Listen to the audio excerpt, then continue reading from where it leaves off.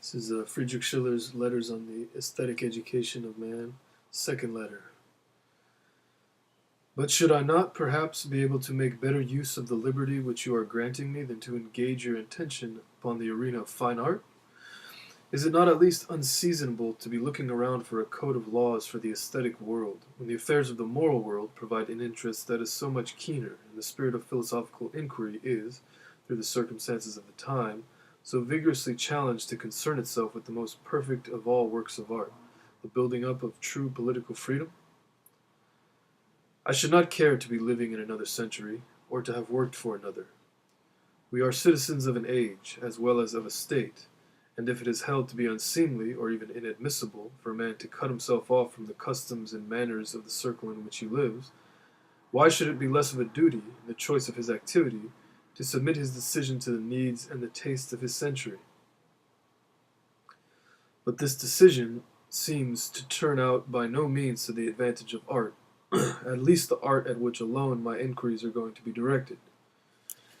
The course of events has given a direction to the spirit of the age which threatens to remove it even further from the art of the ideal. This art must abandon actuality and soar with becoming boldness above necessity, for art is a daughter of freedom, and must receive her commission from the needs of spirits, not from the exigency of matter. But today, necessity is master, and bends a degraded humanity beneath its tyrannous yoke.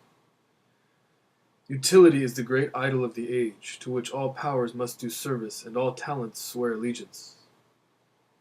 In these clumsy scales, the spiritual service of art has no weight. Deprived of all encouragement, she flees from the noisy mart of our century. The spirit of philosophical inquiry seizes one province after another from the imagination, and the frontiers of art are contracted as the boundaries of science are enlarged. The eyes of the philosopher are fixed as expectantly as those of the worldling, upon the political arena, where at present, so it is believed, the high density of mankind is being decided. The high destiny. I'm going to reread it. The eyes of the philosopher are fixed as expectantly as those of the worldling upon the political arena, where at present, so it is believed, the high destiny of mankind is being decided. Would it not betray a culpable indifference to the welfare of society not to share in this universal discourse? And nearly as this great action, because of its tenor and its consequences, touches everyone who calls himself a man, so, because of its method of procedure, it must especially interest every independent thinker.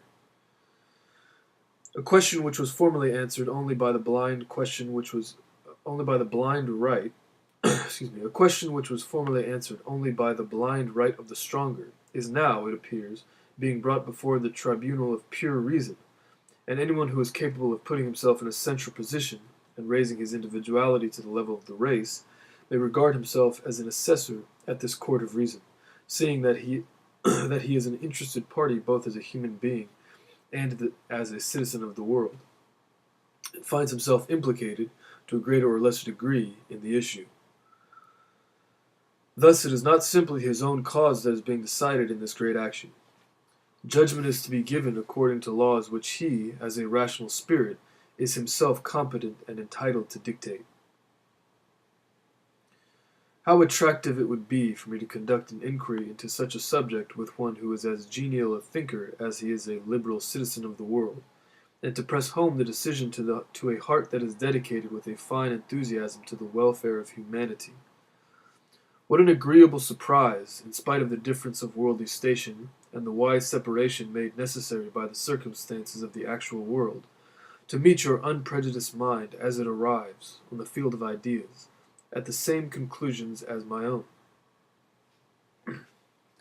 The fact that I am resisting this delightful temptation, and allowing beauty to have precedence of freedom, I believe I cannot merely defend by inclination, but justify on principle.